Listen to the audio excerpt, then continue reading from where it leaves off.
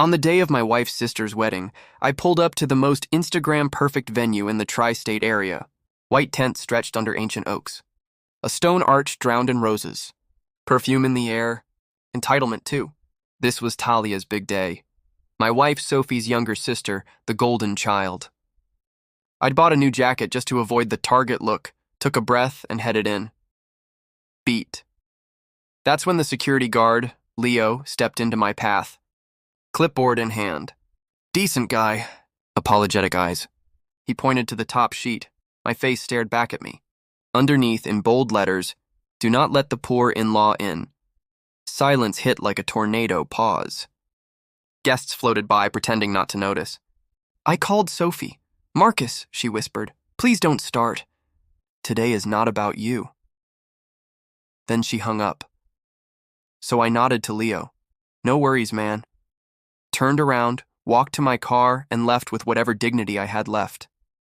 Sometimes when people show you who they are, you believe them, and as I drove away from the perfect tents and the perfect roses, I felt something I didn't expect. Relief. How I became the invisible backbone. The drive home was surreal. Hands at 10 and 2. Brain replaying a year of errands and small emergencies. I wasn't family. I was infrastructure. When the rental company botched the tables, I drove all morning, sweet-talked managers, and made it happen. At dinner, my mother-in-law Margaret took the credit. When the photographer's backup gear was stolen, I met him at a 24-hour shop and put replacements on my card until insurance kicked in.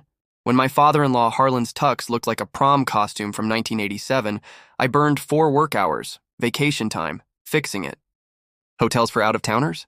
I blocked 12 rooms on my credit. Shuttles, backup generator fuel, liquor permit, deposits for caterer, florist, and band. Me. Quietly.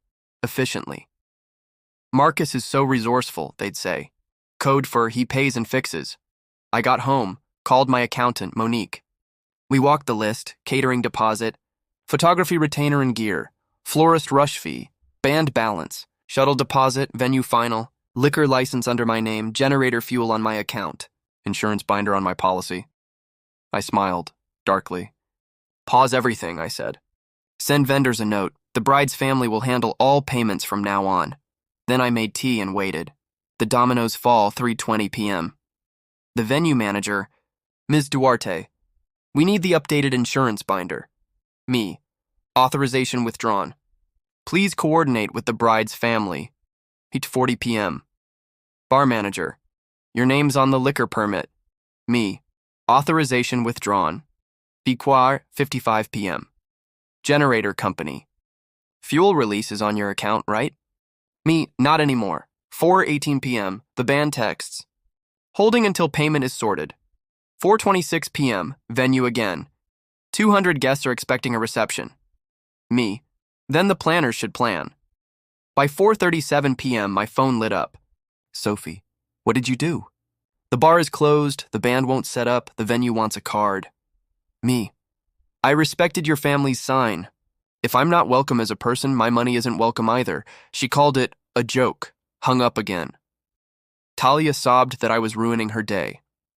Margaret used the tone reserved for the help and demanded I stop my tantrum. I told them the same simple truth. I'm not funding an event that bars me at the gate.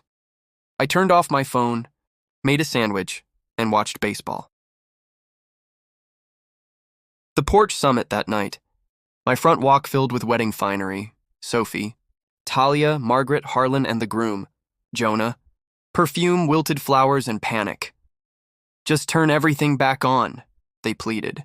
We'll apologize. We'll draft a statement. Turn what back on, I asked. The wedding's over. I had one question. Who printed that sign? Silence, shifting feet. It was a joke, they insisted. Family doesn't put family on a blacklist, I said. If you want my presence, you get me as a person. If you only want my money, hire staff. They left, deflated. I went back to my quiet house. The other shoelater, Sophie's cousin Lydia, called. Quiet voice, careful words. Marcus, I heard Margaret and Harlan at the bar before things went south. The sign wasn't just cruelty. It was strategy. They planned to soften you up, make you feel small, so after the toast they could ask you to co-sign a loan for Jonah's business expansion. The metal taste returned. I wasn't a son-in-law. I was a credit score with legs. I wrote a line on a sheet of paper and taped it to my monitor. I am not a walking apology with a credit limit. Telling the truth. Calmly, Sunday morning, I posted the facts on Facebook. No rage, just receipts. I was blacklisted at the gate with, "Do not let the poor in-law in." I left quietly. Deposits, permits, insurance, fuel, and balances were under my authorization. I withdrew all of it. Vendors should contact the bride's family. People reacted. A local blogger called. Then Channel 7 on camera, I said, "Love without respect isn't love. It's extraction." For a year, I paid and solved. But when it came time to include me, they banned me. That tells you everything. Messages poured in from strangers who'd been their family's unpaid ATM. One line stuck. Some people mistake kindness for weakness. You did the right thing. Aftermath Monday evening, the delegation returned.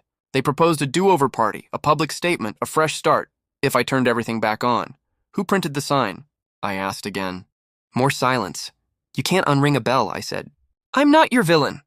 I'm not your savior. I'm done. I paid the working vendors a goodwill fee for lost time because labor shouldn't suffer for pride and closed the door. The lock's click felt like a line in the sand. Boundaries. In writing, 2 weeks later, Sophie and I met once. Polite words. Careful tone. She said they'd apologize publicly. I asked who the joke was for. No answer. I mailed a letter to her family. I will not cover deposits, cosign loans, or serve as emergency funding. I will not manage crises or permits. If you invite me, treat me like any other guest with basic respect. If you can't, we'll be polite acquaintances, Harlan replied formally. Talia wrote a long, emotional email. Margaret sent nothing. Sophie sent divorce papers. We split things cleanly. No revenge. Just closure. 6 months later, a quiet Saturday. A beer, a book. Sprinklers next door. My phone on silent because no one needs me to save their plans or bankroll their emergencies. Sometimes a wedding ends when the last dance plays. Sometimes it ends when you decide you're worth more than being treated like a walking apology with a credit limit. Sometimes the real celebration starts when you go home to a place where you are actually welcome.